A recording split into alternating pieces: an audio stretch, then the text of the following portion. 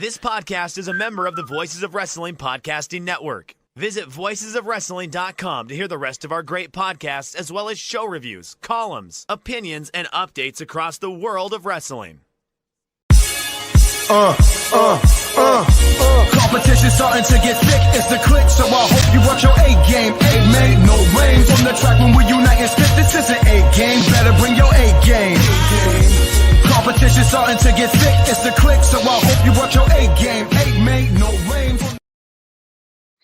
Hey, now it's the Mike and JD show, and I'm your host, Mike Gilbert, and I'm joined as always by JD, by God Oliva. How you doing, JD? Forgot my computer at work, forgot my hotspot at work because we're out of sequence today. So I need you to let me know if the internet starts getting all world wonky on me so I can jump feeds. But yeah, man, it's a thing. How are you? Yeah, I'm good, man. I'm good. Normally we'd be on Sunday night, and I could have went last night, but it was, watching the Super Bowl, and I wasn't really in a wrestling mood, and we would have been just a little bit later than normal. So we're just like, let's push it to Monday, which turns out to be like an okay thing. So we got a good story to kick off the show tonight, but I do want to do a little bit of house cleaning. So next week we are off because I will be in Gatlinburg because I found a timeshare preview deal where I get 3 nights and 4 days in a 5-star hotel or a cabin actually in Gatlinburg for like $100.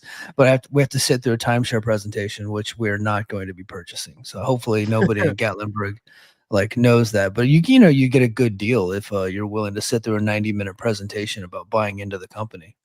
Right, as long as you don't fall for that shit and lean into it, you'll be fine. Is that? Yeah, you're gonna have to pop out and pop back in, brother. I'll do it. I'll be back. So, yeah, we tried it. JD is just gonna pop out, and he'll be back on his cell phone. So that would be good. Chat's blowing up tonight. Chat, hit me up with all your best chats. Let me know what you're thinking on tonight. We're gonna kick it off with a pretty big deal for TNA. Pretty big deal for TNA. So I know there's going to be a lot of TNA folks in the chat. So feel free to sound off about TNA's ratings for this week. But I do want to get JD's thoughts on it, but I'll go ahead and just read from my story. So I posted a story on Patreon for free. So go to patreon.com/the Mike and JD show. The ratings articles are easy to write, so I don't feel like charging for them. So I just write those up and I just keep them there to kind of it's the official record of what's going on in TNA. So TNA ratings week 4 on AMC from February 5th, 2026. So that episode delivered 241,000 viewers with a 0.05 rating in the adults 18 to 49 demo, according to WrestleNomics. So I think got it from Programming Insider. Marking the strongest performance of the AMC era and the clearest signal yet that this move is not just sustainable, it's actually paying off. Additionally, they were ranked 61st for the night and posted a 0.07 rating in the 25 to 54 demo, which is something that we're going to be tracking now.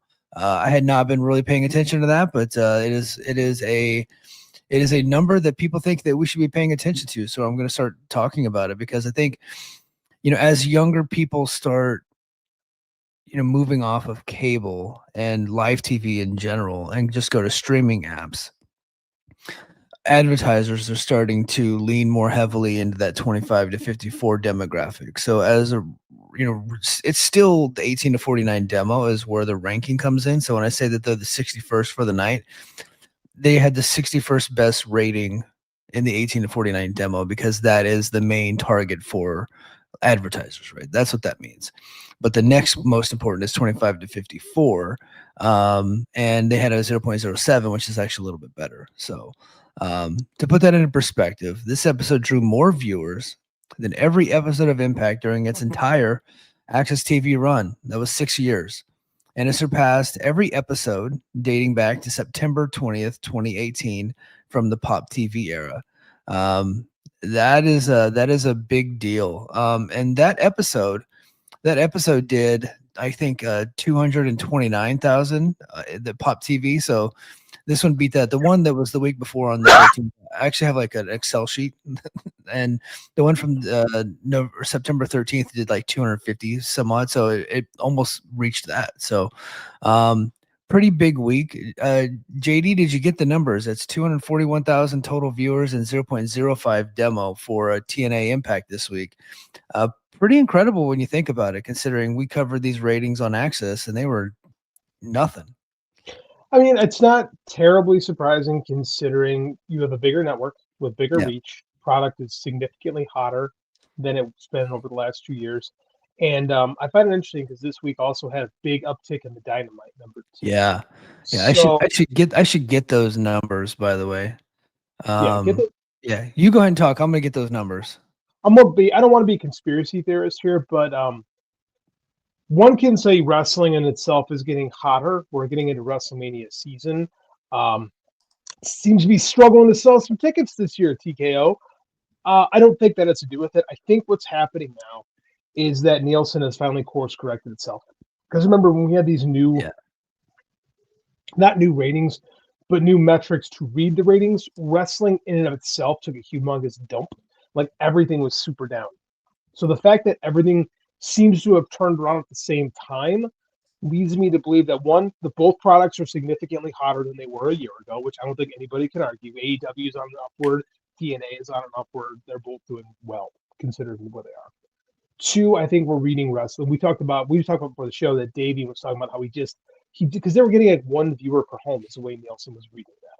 Yeah. Right. So, and Dave's like, there's no way that they're only reading less, like a viewer per home.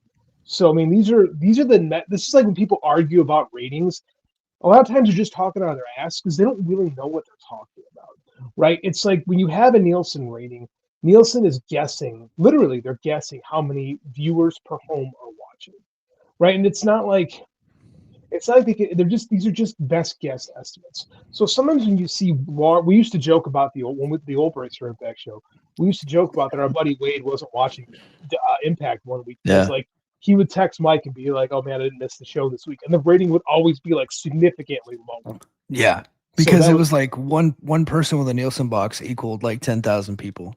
Right, and that's literally what it was. So it's like and it's anecdotal evidence, but like when the numbers are as divided as they are in this day and age, and again, if we're talking 10 years ago, 200,000 viewers wouldn't make it a week. They'd cancel that shit immediately. Yeah, we're in a different world, where the TV, except for the Super Bowl, where the TV eyes are more divided than ever before. So the fact that everything seems to be turning up at the same time tells me Nielsen has finally course corrected, which is good news for AEW and for TNA because they can go both to advertisers and say, look, they were bringing them more money, right? Because ultimately, that's the only reason that ad dollars matter is for advertising, or excuse me, the only reason why Nielsen numbers matter is for ad dollars.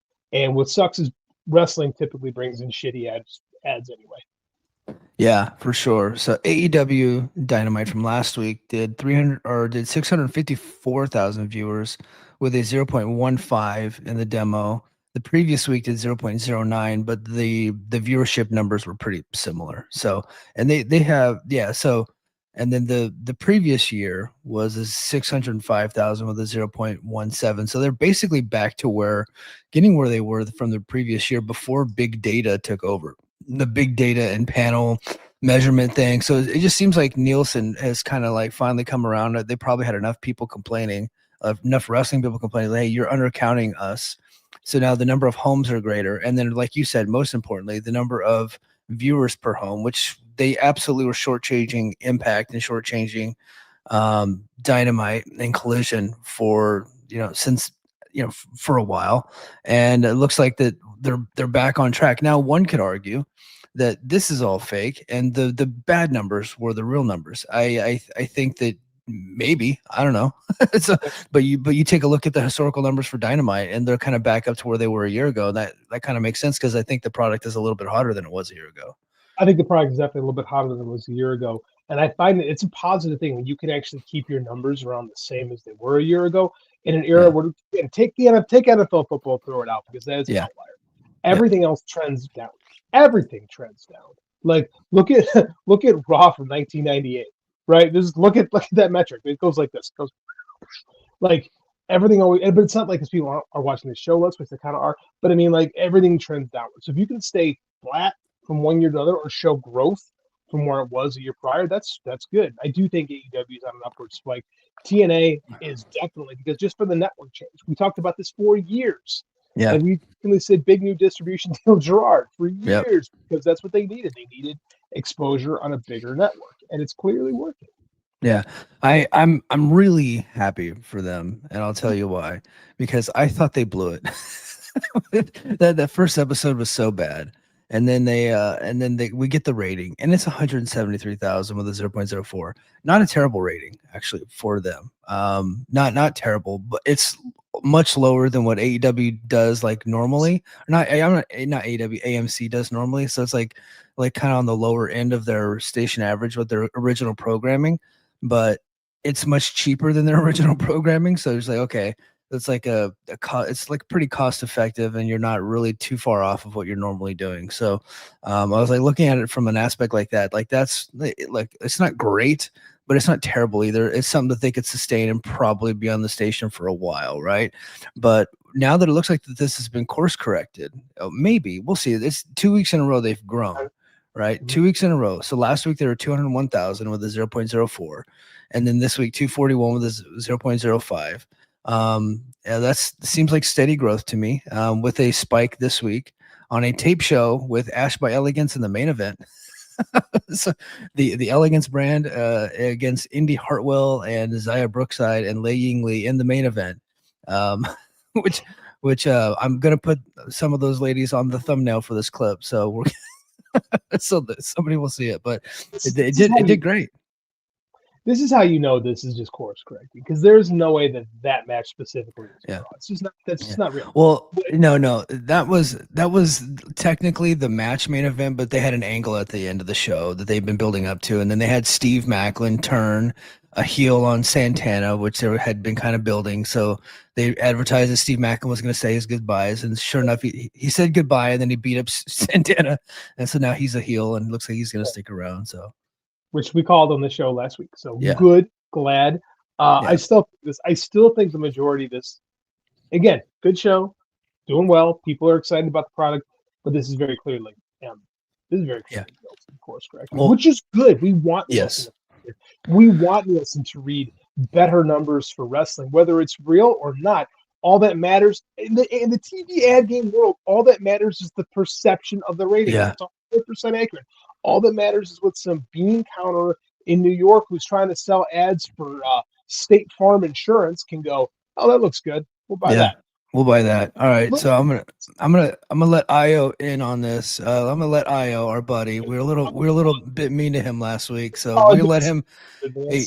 We're gonna let him have a little victory lap. How about that? I think he deserves a little victory lap. He is the hardest working unpaid talent in TNA history, with as much as he tweets about TNA. But he says it can't get any higher than that. That's what some account said after week 1. That was me. I said that. I was like, it's only gonna go down from there. But sure enough, it did go up. But I want a big asterisk next to that. Yeah, well, I think what we're seeing now is that everybody assumed that it would go down significantly. It not only did it not, it sustained for the next couple of weeks, and then it goes up, and then this week there's the big spike, because I think this is what they've been essentially what the numbers have been the whole time. Like that's my read on it, because when they got this TV deal, we assumed that they would be around this range. I was like 220, 225. That's what I was thinking. When it came in 170 for like your premiere episode, it's like that's a disaster. We said that those disastrous numbers, but it turns out not. So I mean, like you just got to look. Yeah, you have to accept the reality of which you are presenting. Yeah.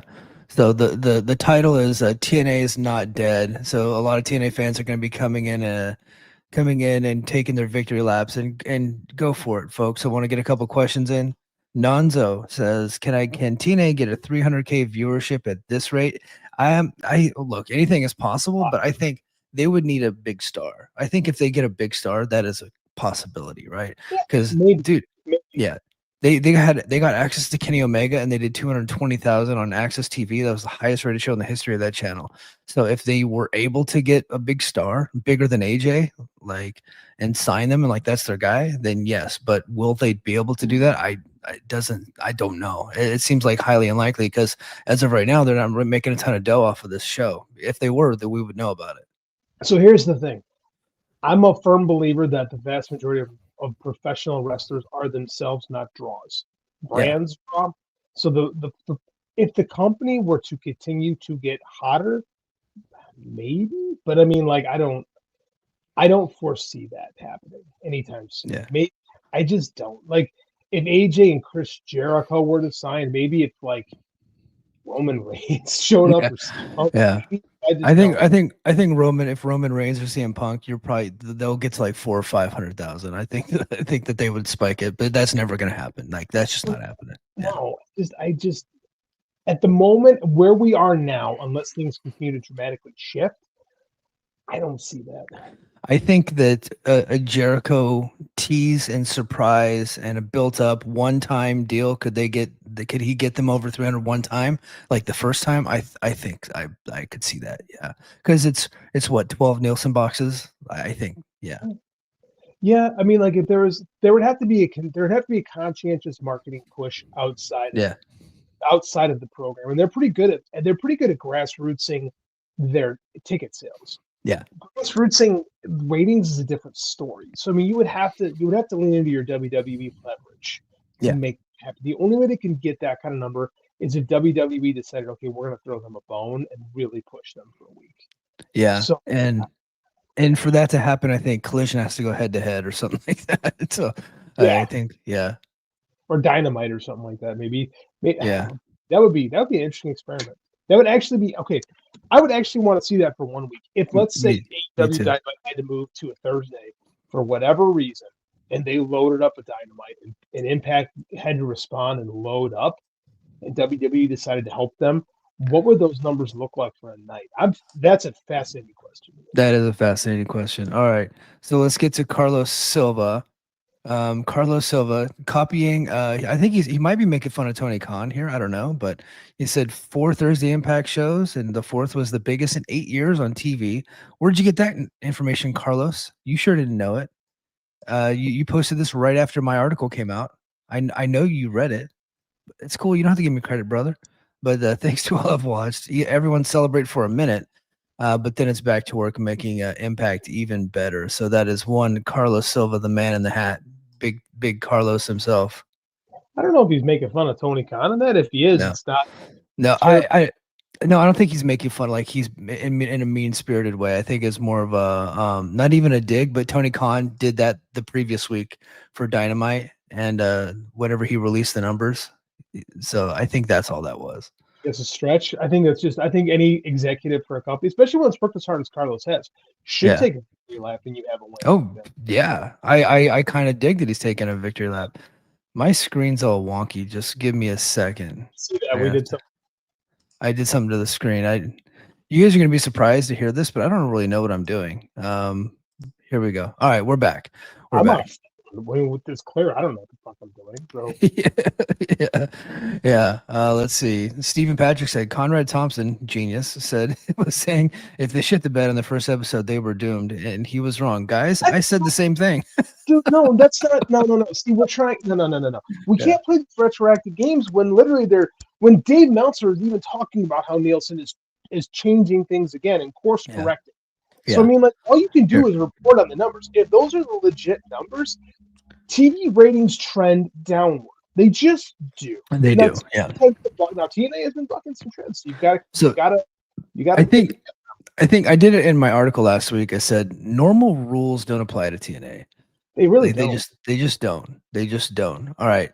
Let me see. Let me get to the Nielsen methodology. So this is from my article. Go to patreon.com/the Mike and JD Show. Free article because it's easy to write. It's also important to acknowledge the broader industry context. As detailed recently by Variety, Nielsen has implemented an update to how it measures television audiences expanding the universe of households and devices counted. That changes resulted in higher reported total viewers and households across cable, very specifically cable right now, because NXT numbers have remained unchanged, but the other wrestling numbers have gone up. Particularly for live and live adjacent programming, and professional wrestling appears to be benefiting from it for sure. And I think that is the broader context. I think last week we saw some of that where TNA, the number of households went up, but the number of viewers per household did not go up, and so that's why the number seemed like skewed in the total viewership. But this week it's been corrected, it seems. There was somebody had a question about the female viewership went up. Yes, I don't know what the number is though, but I did read it. The female viewership went up, but I'm not. So somebody was sending me like 12 to 17 demos and like female demos. I'm like, I can't get it. I can't, like, it's too much. I can't do all of that. But the sample size is this small, and you cannot read into this. This is literally what you're talking about. Literally like tens. I'm sorry, but that's really what it is. It's like tens of people. So I mean, like, be careful when you're reading it. Yeah, relax a little bit. Let's see. AEW and 415. TNA should bring in some main roster players to make cameos and then list a bunch of WWE stars. They can't just do that. They have to like request it. Like they don't have the power to be like, hey, give me Asuka. Like they have to make a deal. So like AEW should ask Bad Bunny to show up on their show after everything that's been going on too. Like I should ask. He might actually, because Ruben Gallegos, the senator from Arizona, is like, hey, look, Bad Bunny, you need to switch teams and go to AEW. That guy's all aboard. The senator from Arizona. That blew my mind. I saw that. That blew my mind today. Yeah. But that's my point. Is like, it's not like Carlos calls Triple Paul and it's like, hey man, give me all this. He doesn't care that much. No. Like they enjoy helping TNA to spike Tony. But when you read into what's going on at WWE now, they got to be full hands on deck with WrestleMania. Yeah. Like the story going around is tickets aren't selling, right? And their story is they have to correct. They're trying to figure out the right creative right now to get asses in the seats in Vegas. Or where's it in Vegas? Vegas, right? Yeah. I got some buddies that went last year. They're like we would go this year, but they raised the ticket prices again. We're not doing that 2 years in a row. It's just not happening. It's ridiculous. Like, TKO is very inept. Like they're just trying to maximize profits right now at a time when the economy is not doing very well. So I mean, like, it's really stupid. But that being said, they're not going to do that. They're not going to give them all these main roster stars because one, that doesn't, and TNA shouldn't do that. They shouldn't allow it to happen because one, that does not help their brand. No. Showcasing a bunch of WWE main roster stars who are going to go away tomorrow doesn't help you sell tickets. Yeah.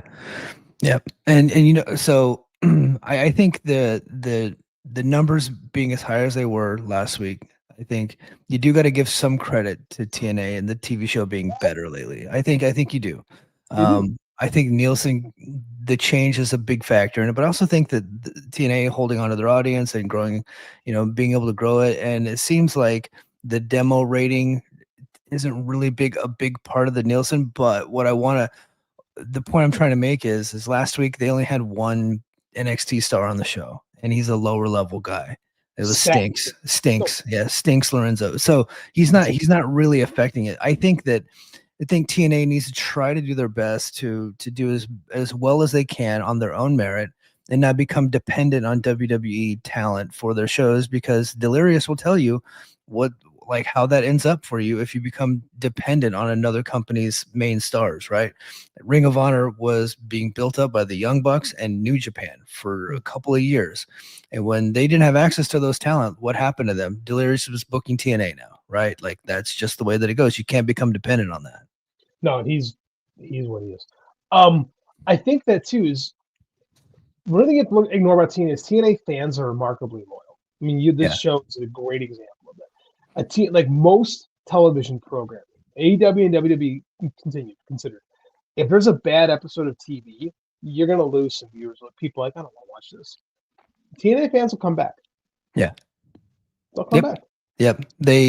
TNA will survive the apocalypse. TNA is not dead. It is surely alive. I did tweet out that picture. Do you remember the God's Not Dead movie with yeah. Kevin Sorbo and Dean Cain. I know of it. I never watched it. Yeah. So Dave Meltzer, when he tweeted out the ratings here, I'm gonna pull this up. When he tweeted out the ratings, sure enough, I went ahead and made a graphic because that's what I do. Of course. Yeah, I made a little graphic. So yeah, TNA is not dead. Using the movie poster from that. That's good. Nice job. Yeah, well, I mean, I don't want to say how I did it because some baby pygmy elephants in the Sudan died for me to make that, unfortunately. So I'm sorry, but it only took me a couple of seconds to make it. So how could I not just like hit the button and say, "Hey, make this for me"? What it is, man. So Yeah, it's yeah. We gotta embrace it. All right, let's chat. You guys keep blowing up. If you want to stop me in my tracks, if you're dying to tell me something about TNA or ask a TNA question, hit me with a super chat and I'll stop dead in my tracks. But I got to get on to the next topic. JD, you watched Dynamite last week, right? First time. What did you think of the main event between Brody King and MJF, leading to this coming up main event this coming up weekend? And what did you think of the chant that happened before the main event there in the Pearl and the Palms Theater with 1,100 strong chanting F Ice before the main event started? What are your thoughts there? And what do you think that AEW should do about it, more importantly? Okay, so I've got some thoughts on this. I was shocked that it got to that point, like as was MJF, because the look on his face was like, oh shit, we got something. We're living in very political times. We're living in very volatile times, and people are not happy. That's how you know things aren't going well politically in your country, is when nobody is happy. So my surprises is going on.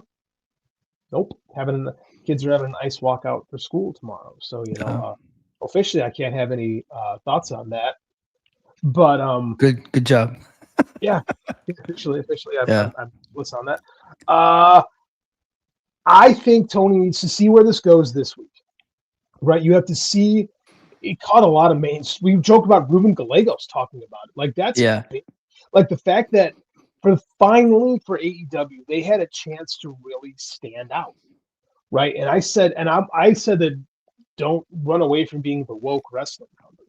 And because you and I have always said that AEW needs to be different. And WWE is so closely aligned with the current administration, like so closely. Yeah, they are. And I want to just touch. I don't mean to interrupt you, but I just don't want to lose my train of thought if I don't. So Dave Meltzer on his podcast, Wrestling Observer Radio, stated that WWE stays apolitical. I would say for the most part on their television show that they do, but not on their socials because Triple H is like a member of the administration. They do on television, over the course of their TV show. It's not like an overtly political show. I would think that's factual, I would say, but the company as a whole is not apolitical. They're in fact in bed with the Trump administration, like for real. There's lots of stretches in the history of this company, and the company has leaned to the right massively. Going back to The Rock speaking at the Republican National Convention. Here, yeah, I'm just talking modern day, though. Yeah, I'm talking modern day, but I mean the company has a history of leaning very right, and these are I would say you have a point, but there's a lot of those people are still active in the company. Like, Donald Trump is in their Hall of Fame. Linda McMahon is the Secretary of Education. Excuse me. That every time I say that, I have to gag a little bit. Like the company, they can pretend to be apolitical, but they are not apolitical. Yes, and I think what you just said was the perfect way to describe it. They're pretending to be apolitical when in fact they're not apolitical. They are a right-leaning organization. Well, we'll put it this way too: if that chant had broken out during an episode of Raw, they would have cut to something else or killed the audio. Yeah. They would not. They have a lot of. Becky Lynch has to do her cute. Ooh, I hate the ice on the ground tweets because they're gutless over there. Yeah. CM Punk has the biggest balls in the world until he gets on TV, and then he becomes fearful of his job. Right. Well, a lot of people have balls unless money's on the line, and then which is fair. But Brody King wears an abolished ice shirt, and that gets this kind of thing. That being said. Brody King seems to be the type of guy that's happy being poor. Like if he was poor again, he'd be okay. I think. I think so. Brody King. Now that being said, I think that you should consider steering heavily into this skid right now. And if this keeps up for a number of weeks, I think he put the belt on Brody King for a little bit. Yeah, that's interesting. So I always, when it comes to business, right? I am always of the opinion that you should stay apolitical because Republican money spends just as well as Democrat money. It's the Michael Jordan philosophy. He's like, Republicans buy Jordans too. He doesn't care.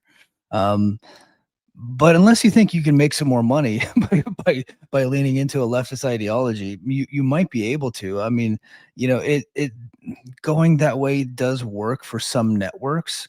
I would say, I think if you go too far with it, you're going to alienate a lot of people and lose a lot of viewers if it becomes an overtly political show. But if you're talking about just one guy, leaning into it with just one guy and letting him wear a Abolish ICE shirt down to the ring to fight a heel, the only problem is wrestling fans are pussies. You cannot have a heel be a fan of ICE. It just won't work. So No. And then it's like, what's the story at that point? Where's the heat? You don't. No, that's the thing is you don't have to have heat. Brody King just gets to be Brody King. Yeah. Right. He just has to wear the Abolish ICE shirt to the ring. And I don't think you need to do like Jim Cornette. Okay, if Jim Cornette was booking wrestling today, Yeah. steal your joke. Chris Jericho was wearing ICE. That's your joke. Oh, damn it. You should have just taken it. I don't want to get in trouble. I don't remember exactly how you said it. It was really funny how you Yeah, said it. I said that if a Jericho, they had the opportunity, the funniest thing ever, and a way to bring Chris Jericho back is make him be an ICE agent. Yes, that would be perfect. But I don't think you have to. I don't think you have to be so over the top 1980s with it. No, I think what you have to do is just show up and let Brody King be Brody King. Yeah. The same way, like Hulk Hogan wasn't always fighting foreign villains, right? But he always had that American flag. It was always part of his identity. He always came out to real American, right? There's no difference in that kind of approach. So with Brody King, you can be that guy.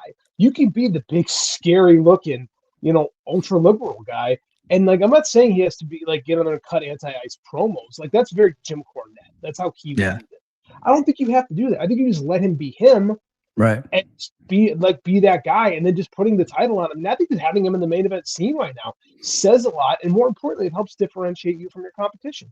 At least for a minute, at least to give people a chance to watch your show, because that's ultimately all that matters.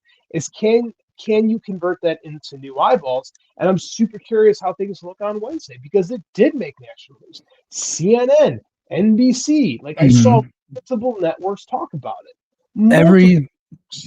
And then I would say even more importantly, influencers on both sides of the aisle were talking about it, because there were some left wingers right wingers super mad about it, of course. And then left wingers are like, oh, when the right loses pro wrestling, you've really had an issue, because they just look at pro wrestling fans as being dumb redneck right-wing hicks. But what they don't understand is that AEW's kind of always been this left-leaning company, right? That's kind of what they were founded on. Equal pay for equal work. That never happened, by the way. That was bullshit. Yeah, that was bullshit. They don't. Right. AEW doesn't have a union either, guys. They're full of shit. No, it's all a work. It's all a work. But I mean, that's the thing, is you could at least utilize the work. You know? Yeah. Well, I mean, you don't have to twist my arm to make Brody King your world champion, because I think he's great. I do. It's yeah. You can flip flop it too if you wanted to. Yeah. There's nothing wrong with giving Brody King a month reign. Yeah. Just while it's hot, because I think you have to take advantage of it. I would love the idea of Brody King showing up on a talk show just looking like Brody King. Yeah. People would talk about that. That's a guy that that's a dude that passes the quote unquote another Jim Cornette as an airport test. Yeah. Brody King walks in your airport, you're gonna go, that's a scary looking dude. Right. So here is the question about Brody King. Is he eloquent enough to be able to communicate a message without totally getting the company into trouble and losing sponsors? Because if you follow his Twitter, he is not. So is he media savvy enough to go and have those conversations and say, actually have a position his position can't be kill all cops, which I've seen him say that before. So you can't like that can't be the position, right? The position has to be like, hey, look, I think the mission set for these ICE agents is out of control, and a lot of these folks are not trained very well, and they've been radicalized by the president, and so they need to be reined in, or they need to go away completely.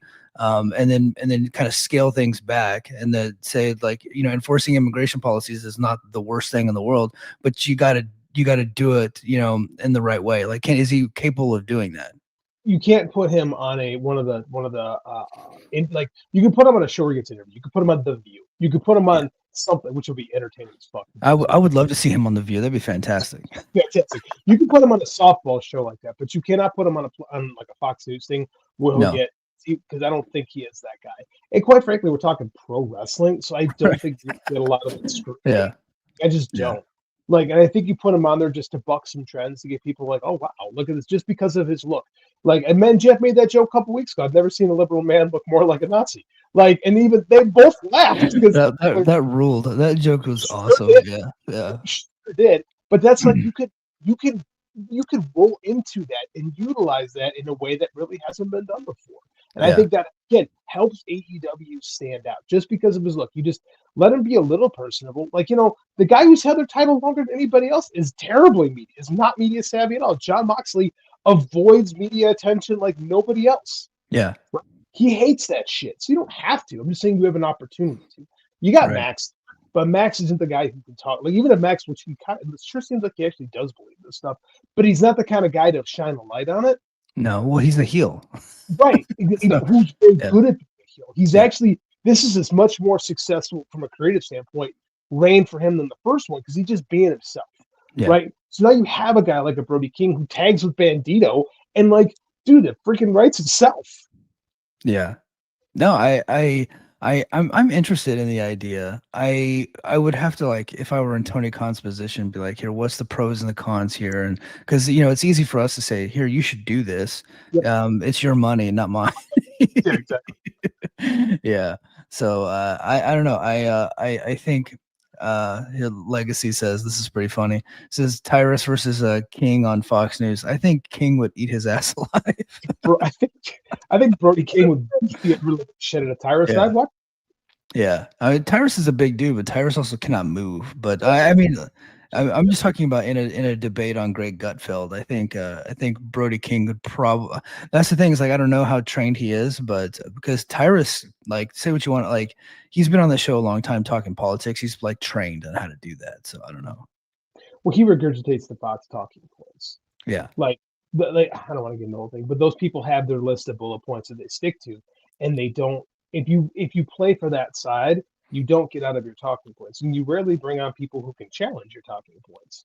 Yeah, right. You never see those kind of things. So yeah, this is an apolitical show, JD, but these fucking ICE assholes need to be reined in.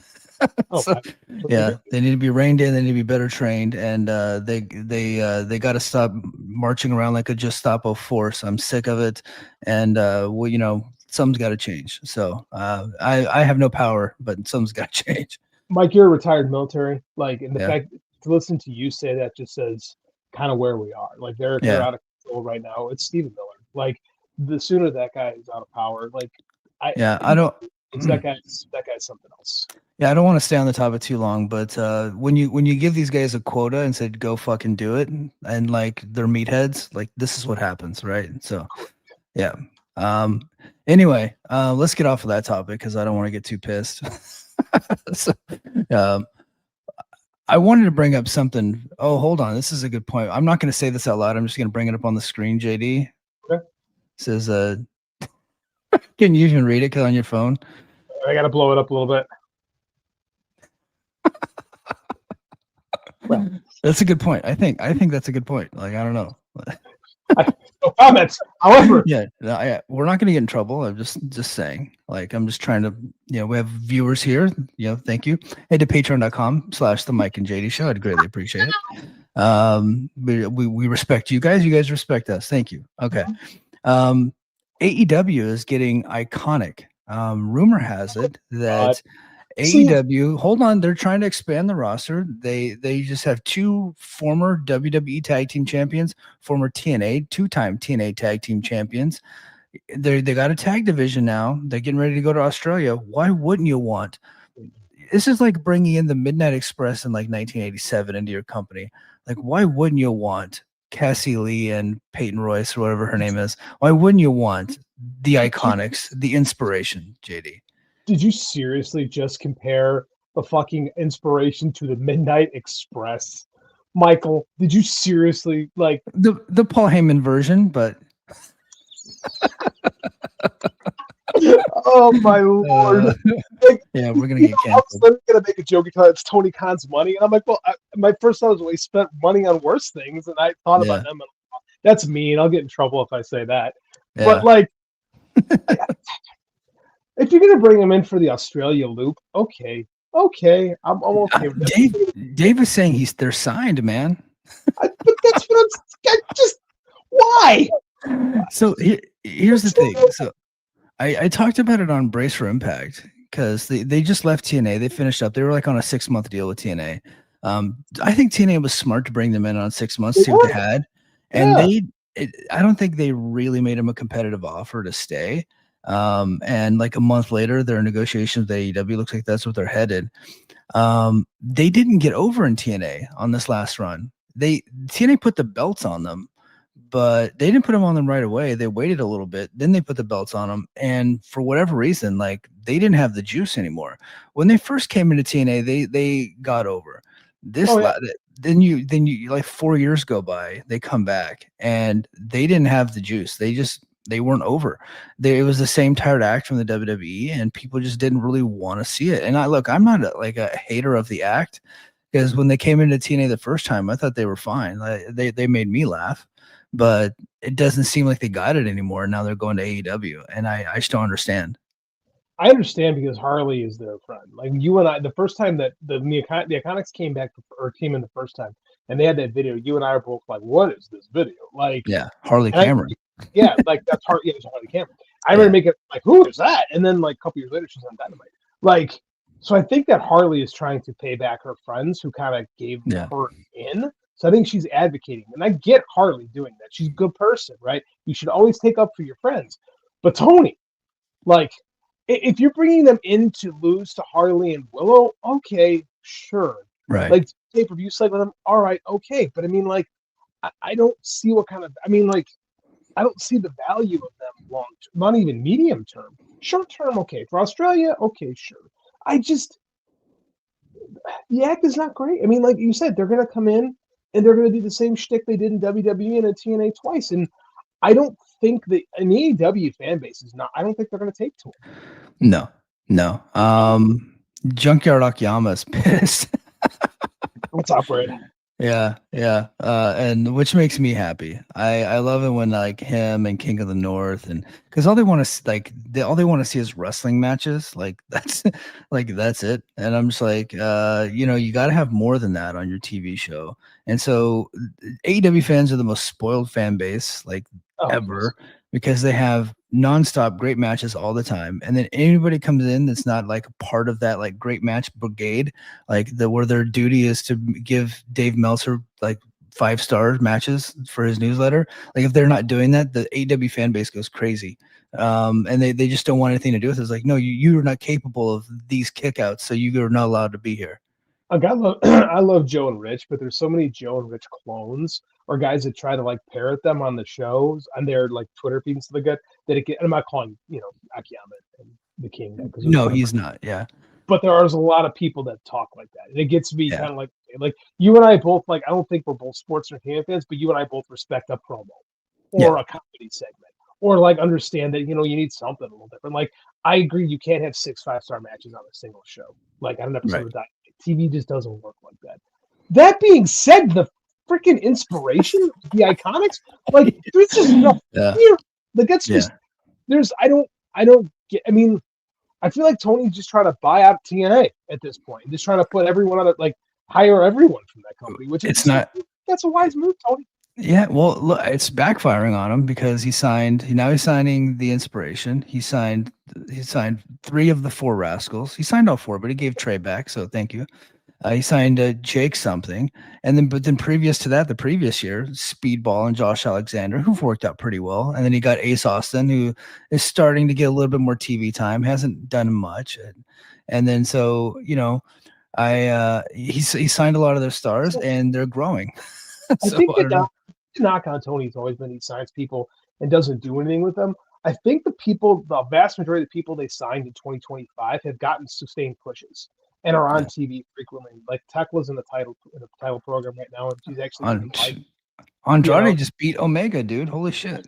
And Swerve, he's Yeah. beating Swerve and Omega. So like, and it's like I said, we talked about like I was the biggest on Mike Bailey, but I kind of like the tag team with Kevin Knight. Like when I think Mike Bailey works pretty well in that role with the tag team, helping get a young guy over. Like that's pretty effective use of him.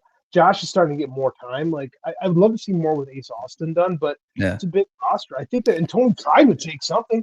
He just take something. Yeah. Yeah. He's a little bit muscular, and sometimes when that happens, your muscles pop. So yeah.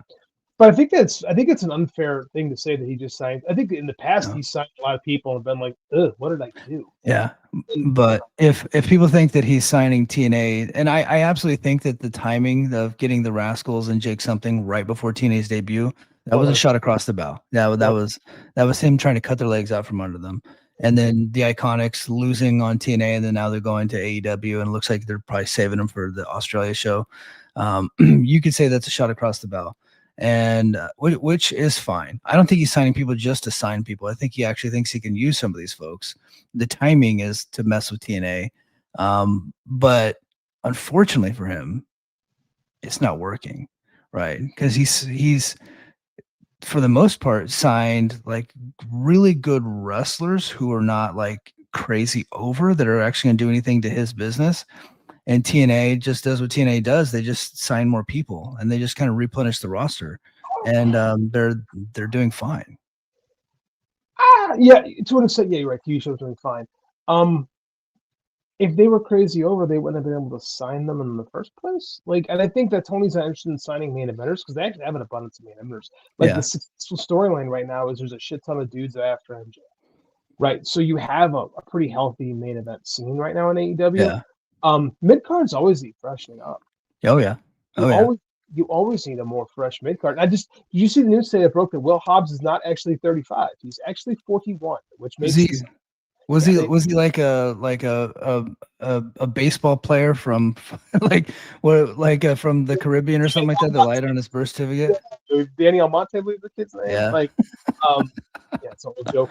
Something like he's actually 41, so it makes him jump into the WWE a lot more sense. Like, you know, got to give it a shot now. So I mean, like, that's the thing though. Is like this is like a Danhausen thing where Danhausen must have pissed him off really good, right? Yeah. Wasn't there a rumor going around that Danhausen was like moonlighting, selling merch like on the side with like AEW stuff on it, not giving the company a cut? I think he had nerded it. I think that's what they were saying. Yeah. Like he must have really pissed Tony off because Tony's got him in the Island of Misfit Toys forever. I don't know. I think you always need to tweak your mid card, right? Because the mid card is what eats up a majority of your TV time, right? So you always got to keep that mid card nice and fresh. And then Kip Sabian and Sammy Guevara are going to have jobs forever, right? They're just never going to fire those guys. They know where the bodies are buried for sure. Yeah, exactly. Like they ain't going nowhere. So I don't know. I'm okay with the rest of them. I think the Rascals are great, and they've been using them, and they're good. That the Rascals are perfect guys to eat up your mid card, have cool kick-ass matches in the middle of your show. You need those kind of guys. They're actually gonna have a ladder match, and you're gonna want those dudes flipping off the ladders. They're really good at that stuff. Yeah, they're gonna have really fun matches in the mid card of very little consequence, but they're gonna be exciting, and those guys are important to have. All right, we're gonna start wrapping this up here pretty soon. We got a couple of questions, and then we're gonna send it on home. This one comes from Matthew Roller. This is fun. It says, "Hey, curious, what do you guys think of AJ Styles possibly buying TNA and doing one last epic run instead of going to AEW?" I think AJ Styles is a wealthy man. I don't think he has enough money to buy TNA. To buy? Does he mean to actually purchase the company outright? possibly buying TNA. Yeah. I don't think that he has that kind of money. I'm pretty sure he's wealthy, but he ain't got like That he ain't he got got, that. He ain't got that money. Yeah. got to be wealthy. So Yeah. So wait, this guy wants AJ to buy the company and book himself on top. Yeah. So was Jeff Jarrett. See that move Yeah. before? Yeah. I mean, I think it would be fun to see him go back there. And I do think that he doesn't seem to be, he's retired. He's leaving the door open to wrestle a couple more matches, but I think he wants to be off the road. I think that's the issue. And I think that he's going to be WWE for life. That's the impression that I get. But being WWE for life means you could probably do TNA if WWE says yes, and I could see them saying yes. So, but we'll see. It's not on the schedule, so we'll see. Killer Kelly most likely, yeah, probably heading to AEW. I would be curious to see. She was around TNA for a long time, but she didn't really improve. But maybe she can improve with getting in the ring with some better wrestlers and wrestle more often. So here's the thing: they're gonna put, if they had signed Killer Kelly, she'll do their ROH circuit stuff, Yeah. like, which is fine. You know, Yeah. that's kind of what Killer Kelly kind of should be, and they kind of need some, people there. If you're gonna have, I don't know. It seems like Tony gets interested in doing stuff with ROH every 6 months, and Yeah. then nothing ever comes of it. So maybe they're probably gonna do something with ROH at some point. I don't know. Yeah. Yeah, for sure. Okay. All right. King of the North says need the tag belts off. Find the remote. He hates FTR. I love FTR. Yeah. They're really good. I don't.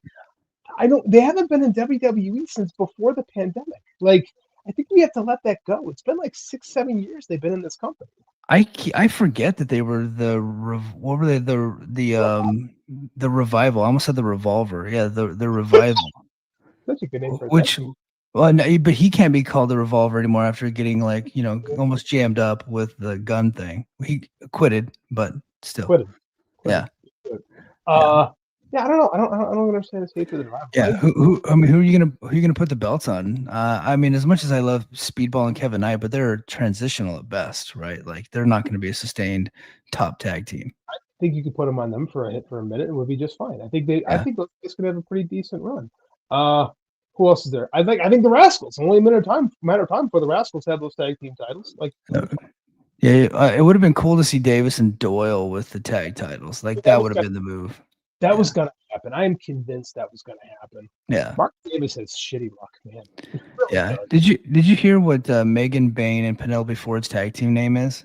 I did not actually. It's Mega Bad. Okay. Yeah. Which is a really bad name for a tag team. Mega Bad. I mean, yeah, that's mega Bad. Okay. Yeah. All right. Yeah. Very creative over there. So, AWN says, why isn't TNA signing KJ Orso? I don't know who that is. Vicious Vicky, the Australian guy, and Richard Holiday. Richard Holiday, I think that seems like inevitable to me. I don't know. Like he seems available.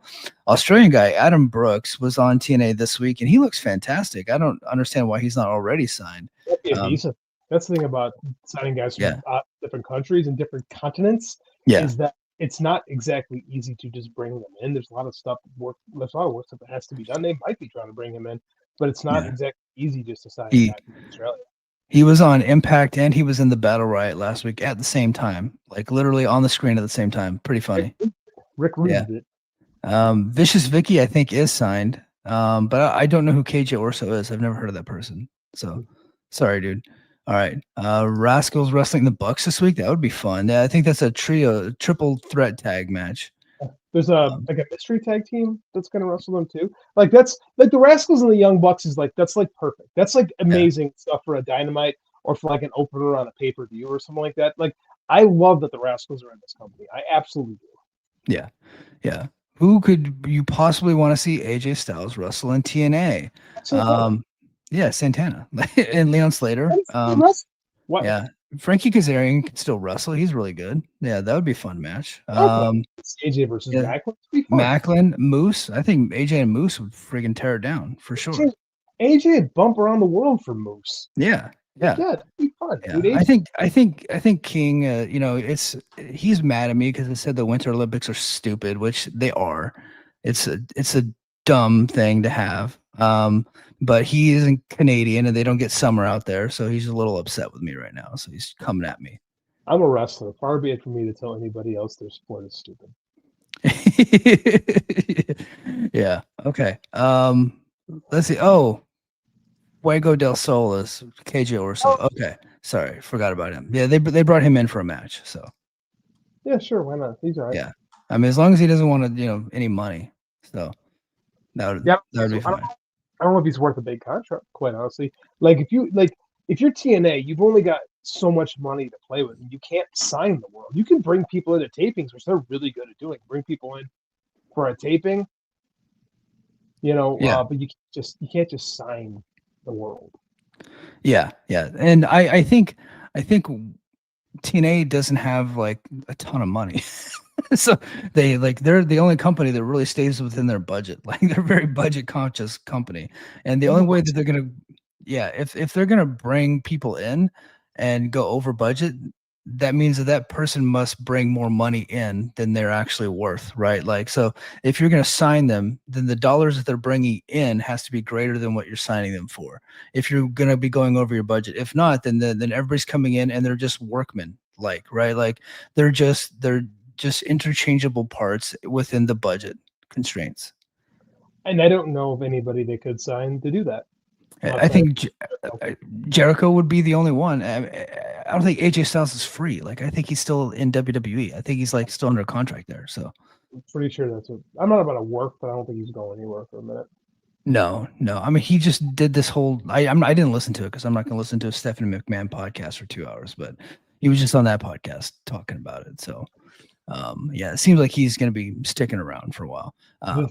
The thought of listening to Stephanie McMahon talk to AJ Styles for 2 hours makes me want to run my face into a belt sander. Yeah, for And sure. I love AJ as a worker, but as a actually listening to Uncle Alan speak, that's Yeah. Okay. Lastly, I just want to bring up I finished Battle Riot and I really enjoyed it. I think Battle Riot's always fun. It was probably like the most star-studded one. They brought in a lot of mainly former WWE stars, but they brought in like a bunch of former Noah stars. They were supposed to have Kojima, but he got attacked by Baba Tunde. But they call him Baba Thunder, which is a really cool name.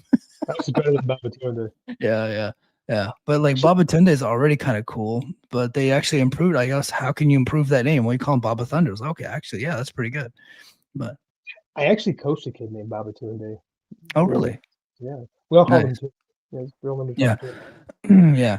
But it was pretty fun. Killer Cross got the victory, which we did say last week, but it was spoiled, and I think people were upset that we spoiled it, but Nobody was upset that we spoiled MLW. Come on. but Killer Cross is now your MLW World Heavyweight Champion.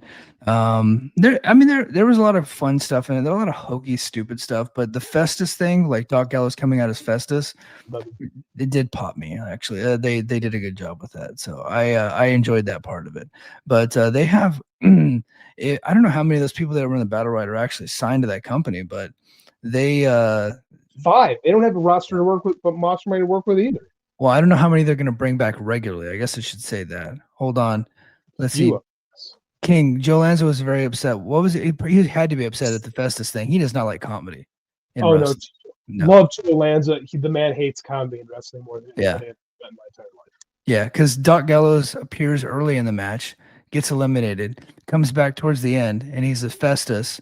And then Carl Anderson gets thrown out of the match, and then he goes and rings the bell because the Skyscrapers, Donovan Dijak and Baron Corbin, start attacking him, and he can't do anything because the bell hasn't rang.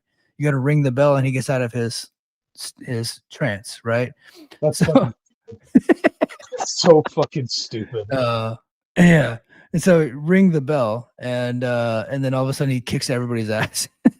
I don't know if I'd be very upset about that. I would just be like, this is fucking dumb. And it would make me not want to pay attention.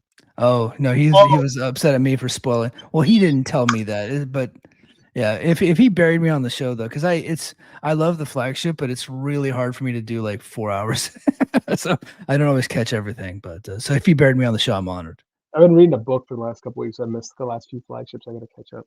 Yeah. All right. Last note on this. Speaking of MLW, MSL left the company. That's the only reason why I watch Battle Riot. MSL is the worst on-screen character literally in the history of pro wrestling. I've never seen a fat slob like him be worse than on television than MSL. What a waste of space that guy is. I concur. He used to do, when MLW was just a podcast network, he used to do a podcast with Kevin Sullivan, and Kevin would be telling these great stories and dropping this amazing knowledge, and that useless turnbucket would just start talking, and I'd be like, hey, shut the fuck up. Let the guy who knows what he's talking about speak. Yeah. Like, I guess Court was really good friends with him, but I never saw the value of anything he brought to the table. I think that he had connections in independent wrestling in Orlando. Yeah, I think that's what it was. And so he was the head of talent relations. So they brought in Joseph Samael, who was the former Sheik, that was the NWA champion. He was not Umaga, I'm sorry, Fatu's manager. He was good. He was a good manager, actually. He's great in MLW. He was the original Contra leader. I liked Joseph Samael. Yeah, me too. So he's a Sheik nephew too, I believe. I think so. But I thought he was, when he was the leader of, like, the manager for Contra, I thought he was really good. Yeah, he was for sure. Great. That was when Contra. The problem with Contra, they just beat its death. But when Contra first showed up at MLW, like, and they made Simon Gotch interesting, I'm like, this is awesome. I love Contra. Okay. Alrighty. Well, hey guys, that is going to do it for us. Like I said, next week we're off. I will be back doing a Brace for Impact this week, so stay tuned. And then you always go to patreon.com/the Mike and JD show. We're going to have some content coming your way. Maybe some Gacy talk this week. Maybe we'll try again. Before Mike, man took us down. Mike and I recorded a John Wayne Gacy podcast, and then midway through the podcast, Mike and I's computers completely freaked out on us. It was like the spirits had taken them over. And then so we restarted the podcast, we finished it up, and then some fucking guy just Yeah. So StreamYard has this new, like, studio thing as you go to the front page. I was like, what are all these studios doing here? So I deleted all the studios, which then deleted the file for the podcast that we recorded. But just so you know, it was really good. It was a good podcast that no one's ever going to hear except for Chris. Yeah. Chris, that's it. Yeah, that was it. All right, guys, that's going to do it for us this week. And until next time, mahalo. Competition starting to get thick, it's the click, so I hope you watch your A game. A made no rain from the track when we unite and spit. This isn't A game, better bring your A game. Competition starting to get thick, it's the click, so I hope you watch your A